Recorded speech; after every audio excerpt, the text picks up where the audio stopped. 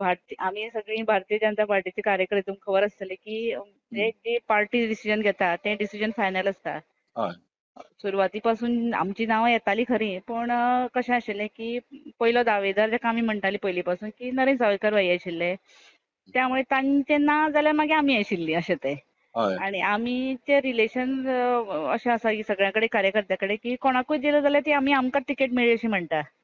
हय बरोबर. त्यामुळे कोणाकूय गेली ती पार्टीचे डिसिजन आणि जेका काम कर म्हणून आमकां सांगता त्या पार्टी कडेन आमी सदांच रावतलीं. आणि आतां आमकां कॅन्डिडेट जी दिल्या महिला कॅन्डिडेट म्हणजे खरें म्हणजे आमकां 50% कांय ना म्हणलें तरी 50% रिजर्वेशन दिलें पार्टीन ह्या फावट. हय हाजो हय आनंद आसा आणि पल्लवी देंपे खातीर आमी सगळीं जाणां काम करतले म्हणजे स्पेसिफिकली आमी काम महिला म्हणून आमी सगळीं जाणां तिच्या फाटल्यान उबी आसा.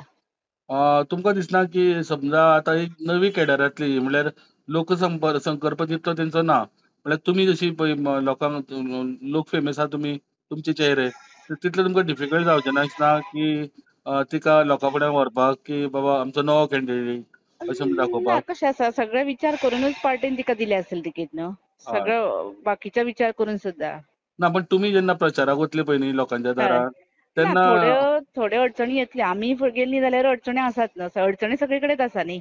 हय ताका सामोरं वचचेंच पडटलें आमकां आनी ताका आमी त्या हितून उत्तरूय दिवंक तयार आसा आमचें उत्तरूय दिवचें पडटलें आमकां. ओके. हय सो तुमी कॉन्फिडंट आहा तुमचो सीट हय शुअर हय हय हय सावथ गोंयांतलो ओके शुअर ओके या थँक्यू मॅडम ओके. थँक्यू.